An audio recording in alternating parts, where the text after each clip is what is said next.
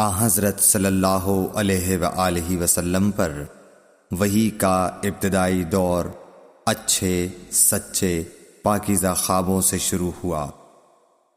آپ خواب میں جو کچھ دیکھتے وہ صبح کی روشنی کی طرح صحیح اور سچا ثابت ہوتا۔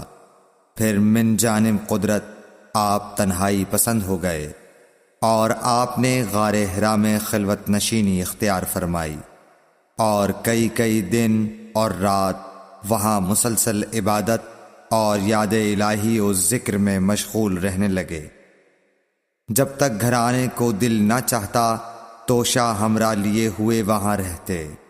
توشہ ختم ہونے پر ہی اہلیہ محترمہ حضرت خدیجہ رضی اللہ تعالی عنہا کے پاس تشریف لاتے اور کچھ توشہ ہمراہ لے کر پھر وہاں جا کر خلوت گزین ہو جاتے۔ یہی طریقہ جاری رہا یہاں تک کہ آپ پر حق منکشف ہو گیا اور آپ غار حرا ہی میں قیام پذیر تھے کہ اچانک حضرت جبرائیل علیہ السلام آپ کے پاس حاضر ہوئے اور کہنے لگے کہ اے محمد پڑھو۔ آپ فرماتے ہیں کہ میں نے کہا کہ میں پڑھنا نہیں جانتا۔ آپ صلی اللہ علیہ وسلم فرماتے ہیں کہ فرشتے نے مجھے پکڑ کر اتنے زور سے بھینچا کہ میری طاقت جواب دے گئی۔ پھر مجھے چھوڑ کر کہا پڑھو۔ میں نے پھر وہی جواب دیا کہ میں پڑھا ہوا نہیں ہوں۔ اس فرشتے نے مجھ کو نہایت ہی زور سے بھینچا کہ مجھ کو سخت تکلیف محسوس ہوئی۔ پھر اس نے کہا کہ پڑھ۔ میں نے کہا میں پڑھا ہوا نہیں ہوں۔ فرشتے نے تیسری بار مجھ کو پکڑا اور تیسری مرتبہ پھر مجھ کو بھینچا۔ پھر مجھے چھوڑ دیا اور کہنے لگا کہ پڑھو اپنے رب کے نام کی مدد سے جس نے پیدا کیا اور انسان کو خون کی پھٹکی سے بنایا۔ پڑھو اور آپ کا رب بہت ہی مہربانیاں کرنے والا ہے۔ بس یہی آیتیں آپ حضرت جبرائیل علیہ السلام سے سن کر اس حال میں غار حرا سے واپس ہوئے کہ آپ کا دل اس انوکھے واقعے سے کانپ رہا تھا۔ آپ حضرت خدیجہ کے ہاں تشریف لائے اور فرمایا کہ مجھے کمبل اوڑھا دو، مجھے کمبل اوڑھا دو۔ لوگوں نے آپ کو کمبل اوڑھا دیا۔ جب آپ کا ڈر جاتا رہا تو آپ نے اپنی زوجہ محترمہ حضرت خدیجہ رضی اللہ تعالی عنہا کو تفصیل کے ساتھ یہ واقعہ سنایا اور فرمانے لگے کہ مجھ کو اب اپنی جان کا خوف ہو گیا ہے۔ آپ کی اہلیہ محترمہ حضرت خدیجہ رضی اللہ تعالی عنہا نے آپ کی ڈھارس بندھائی اور کہا کہ آپ کا خیال صحیح نہیں ہے۔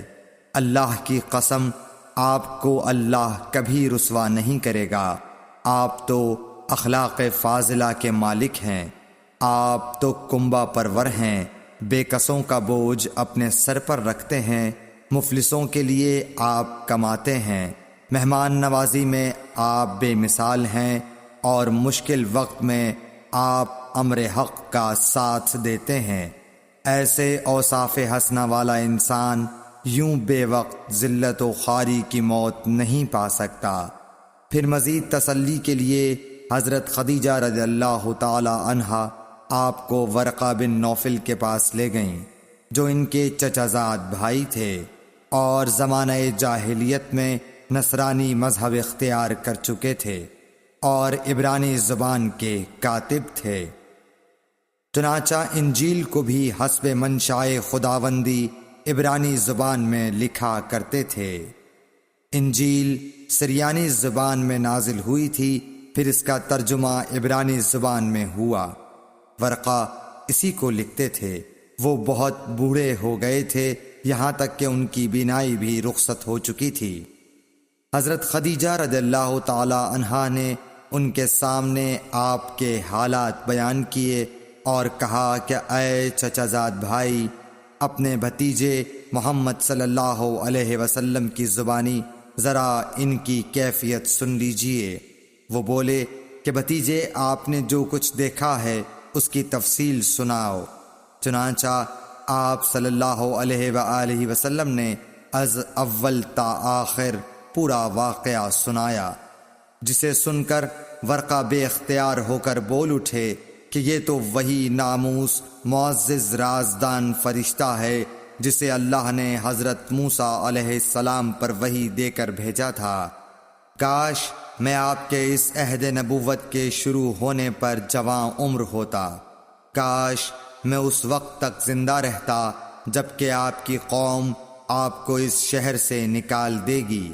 رسول کریم صلی اللہ علیہ وآلہ وسلم نے یہ سن کر تعجب سے پوچھا کہ کیا وہ لوگ مجھ کو نکال دیں گے، حالانکہ میں تو ان میں صادق و امین و مقبول ہوں؟ ورقہ بولا، ہاں یہ سب کچھ سچ ہے، مگر جو شخص بھی آپ کی طرح امر حق لے کر آیا لوگ اس کے دشمن ہی ہو گئے ہیں۔ اگر مجھے آپ کی نبوت کا وہ زمانہ مل جائے تو میں آپ کی پوری مدد کروں گا، مگر ورقہ کچھ دنوں کے بعد انتقال کر گئے، پھر کچھ عرصے تک وحی کی آمد موقوف رہی۔ صحیح بخاری حدیث نمبر 3۔